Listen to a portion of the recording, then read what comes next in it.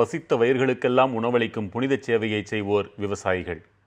இயற்கை வஞ்சிப்பதால் தமிழகத்தில் மட்டுமல்ல இந்தியா முழுமைக்கும் ஆண்டுதோறும் ஏராளமான விவசாயிகள் தற்கொலை செய்து கொள்வதாக கூறுகின்றன புள்ளி விவரங்கள்.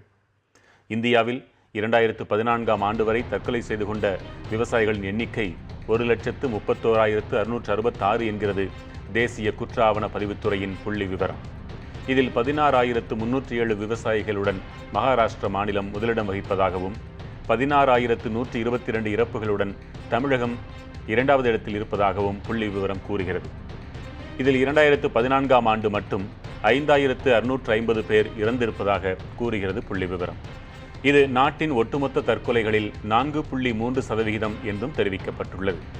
கடன் தொல்லை, வருமானமே இல்லாதது ஆகியவை தற்கொலைக்கான காரணங்களில் முதலிடம் பிடிப்பதாக அரசின் ஆய்வுகளில் தெரிய வந்துள்ளது.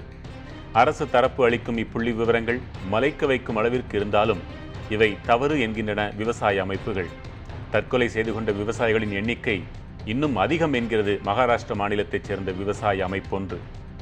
தமிழகத்தில் காவிரி நீர் வரத்து இல்லாததாலும் மழை பொய்த்ததாலும் கடந்த 2 மாதங்களில் மட்டும் டெல்டா மாவட்டங்களில் 41 பேர் இறந்திருக்கின்றனர்.